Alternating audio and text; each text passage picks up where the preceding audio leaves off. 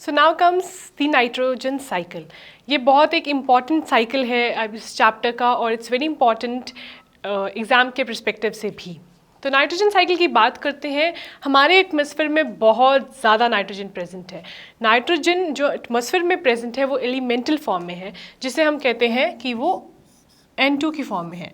जितना भी एटमॉस्फेयर में नाइट्रोजन है वो एलिमेंटल फॉर्म में है, that is in the form of N2। अब N2 जो है उसे प्लांट्स यूज़ नहीं कर पाते। प्लांट्स को यूज़ करने के लिए नाइट्रोजन फॉर देयर प्रोटीन्स बनाने के लिए या न्यूक्लिक एसिड के लिए उन्हें नाइट्रोजन चाहिए होता है, या अमोनिया की फॉर्म में या नाइट्रेट की फॉर्म में। तो नाइट्रोजन सबसे पहले जो है first step in this cycle is the nitrogen fixation.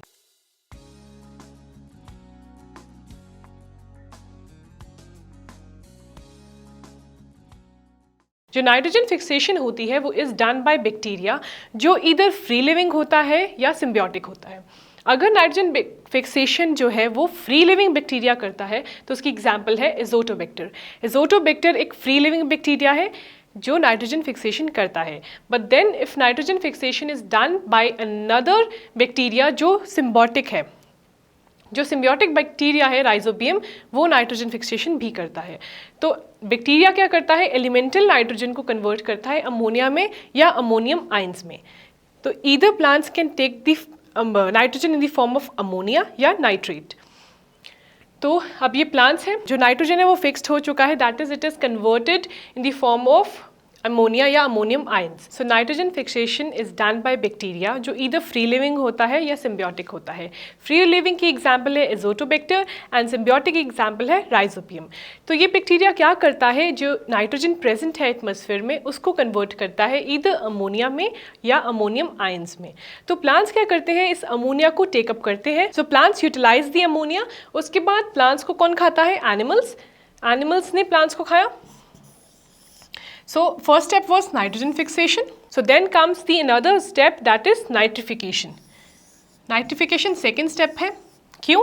Because some plants can take the nitrogen in the form of ammonia, but कुछ नहीं ले पाते। कुछ को जो है नाइट्रोजन जो है वो चाहिए होता है in the form of nitrates। तो नाइट्रिफिकेशन इज द प्रोसेस जिसमें अमोनिया से नाइट्राइट से नाइट्रेट बनता है, एंड ये नाइट्रेट देन प्लांट्स टेकअप करते हैं। अब प्लांट्स के पास नाइट्रोजन आ गया, तो प्लांट्स को हम एनिमल्स खाते हैं। Animals then produce the waste in the form of urea या यूरिक एसिड, वो होता है अमोनिया। तो they release ammonia. So plants when utilize, so animals when utilize plants, तो वो वेस्ट प्रोडक्ट्स जो होते हैं उनकी यूरिया या यूरिक एसिड उसे कन्वर्ट हो जाता है अमोनिया में। So this is the process of ammonification. उसके बाद अगेन अमोनिया जो है वो नाइट्राइट के फॉर्म में कन्वर्ट होता है, and again it's converted into the form of nitrates, and इसे हम कहते हैं डीनाइट्रिफिकेशन, जो सूडोमोनास करता है। And then again nitrogen goes back to the atmosphere in the form of N2। तो अब हमने क्या पढ़ा, सबसे पहला स्टेप है नाइट्रोजन फिक्सेशन, कि जो बैक्टीरिया है वो नाइट्रोजन को फिक्स करता है इन द फॉर्म ऑफ अमोनिया और अमोनियम आयंस। तो ये that was the first step. कुछ प्लांट्स उसे ले लेते हैं बट कुछ प्लांट्स नहीं ले पाते, इसीलिए नाइट्रिफिकेशन आती है जिसमें अमोनिया जो है वो कन्वर्ट होता है इन द फॉर्म ऑफ नाइट्रेट। ये दो स्टेप प्रोसेस है जिसमें अमोनिया पहले नाइट्राइट में कन्वर्ट होता है, देन नाइट्रेट में होता है। तो अमोनिया जब नाइट्राइट में होता है उसे कन्वर्ट करता है bacteria known as Nitrosomonas, and then उस नाइट्राइट को कन्वर्ट करते हैं नाइट्रेट में in the form of Nitrobacter. उसके बाद ये प्लांट्स उसे टेकअप करते हैं। प्लांट्स को कौन खाता है, एनिमल्स। एनिमल्स प्रोड्यूस करते हैं वेस्ट। तो जो वो वेस्ट है या प्लांट्स या एनिमल्स जब मर जाते हैं तो अमोनिया प्रोड्यूस होता है। अगेन ये जो अमोनिया है इसे बैक्टीरिया जो है अगेन एलिमेंटल नाइट्रोजन में कन्वर्ट करता है, वो बैक्टीरिया है हमारा Pseudomonas. So this is how a nitrogen cycle works. So now comes the carbon cycle, जो रिलेटिवली ईजी है। कार्बन हमारे एटमॉस्फेयर में होता है इन the form of carbon dioxide. उसके कार्बन डाइऑक्साइड को प्लांट्स जो है वो इनहेल करते हैं एंड O2 को वो एक्सहेल करते हैं। तो ये CO2 जो है वो डायरेक्टली जाता है प्लांट्स के पास। प्लांट्स के बाद यहाँ से ये एनिमल्स के पास आता है जो उसे खाते हैं, एंड देन जब वो मर जाते हैं इनमें से, तो ये फिर से CO2 जो है वो वापस एटमॉस्फेयर में जाता है, और इनऑर्गेनिक कार्बोनेट्स जो शेल्स की फॉर्म में भी वो हमारी अर्थ में स्टोर हो जाता है। तो प्लांट्स के बाद यहाँ पे कोल आता है जिसमें कार्बन है, carbonate in the water is well, जिससे लाइमस्टोन कहा जाता है, and then here comes the petroleum. तो कार्बन साइकिल रिलेटिवली बहुत ईजी है. इसमें क्या है कि जितना भी एटमॉस्फेयर में कार्बन डाइऑक्साइड है वो हम क्या करते हैं, जो प्लांट्स हैं वो उसे इनहेल करते हैं, O2 को एक्सचेंज करते हैं, CO2 को इनहेल करते हैं. प्लांट्स के बाद एनिमल्स आते हैं जो प्लांट्स को खाते हैं, तो वहाँ से उनके पास एक तो CO2 आ जाता है, और हम जब एक्सहेल करते हैं, हम रिस्पायर करते हैं. एनिमल्स में ह्यूमन बींग्स भी आते हैं. जब हम खाने को, जब हमारा फूड जो है वो ब्रेक डाउन करता है तो एनर्जी रिलीज़ होती है. उस ब्रेक डाउन के प्रोसेस में CO2 भी रिलीज़ होता है जो वापस से एटमॉस्फेयर में जाता है.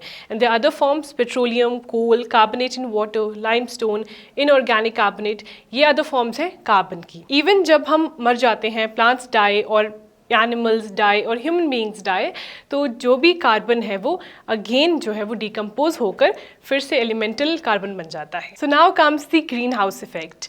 An increase in the percentage of gases in the atmosphere would cause the average temperatures to increase worldwide, and this is known as the greenhouse effect. अगर हमारी अर्थ में गैसेस की परसेंटेज इतनी बढ़ जाए कि टेम्परेचर हमारा राइज हो जाए, उसे हम ग्रीन हाउस इफेक्ट कहते हैं. ग्रीन हाउस इफेक्ट में जितनी भी गैसेस जो आती हैं उसमें कार्बन डाइऑक्साइड एक एग्जाम्पल है. Carbon dioxide, nitrogen, there are more examples. तो जितनी अगर ये गैसेस बढ़ जाएंगी, इनकी परसेंटेज बढ़ जाएगी हमारे एटमॉस्फेयर में, तो टेम्परेचर जो है वो अर्थ का राइज हो जाएगा. तो उसे हम ग्लोबल वार्मिंग भी कहते हैं, and this is the greenhouse effect. The comes the oxygen cycle. Atmosphere में ऑक्सीजन प्रेजेंट है, then we respire, exchange of gases CO2, O2, and then comes water. Water में भी O2 एंड H का reaction है. Then comes the photosynthesis, जिसमें CO2 को utilise करके plants अपना खाना बनाते हैं, and then again they release O2. तो this is the oxygen cycle that goes on. तो organic molecules, carbon, water and oxygen. तो ऑक्सीजन साइकिल रिलेटिवली बहुत सिंपल है. हम रिस्पायर कर रहे हैं तो एक्सचेंज हो रही है गैसेस की, प्लांट्स फोटोसिंथेसिस करते हैं, CO2 को लेते हैं, O2 को रिलीज करते हैं. तो this is how the oxygen cycle works. So ozone layer. हमारी एटमॉस्फेयर में ऑक्सीजन प्रेजेंट है इन द फॉर्म ऑफ O2, पर सन की रेज में आती है UV. UV क्या करती है, इस O2 को ब्रेक कर देती है, and we get ONO.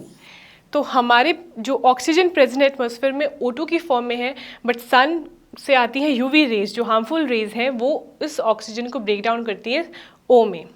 And then अब अगर ये O अगर किसी ऑक्सीजन मॉलिक्यूल से बाइंड करता है तो वी गेट O3, जो ओजोन होता है. Elemental oxygen is normally found in the form of a diatomic molecule. However, in the upper regions of the atmosphere, a molecule containing these 3 atoms of oxygen is found.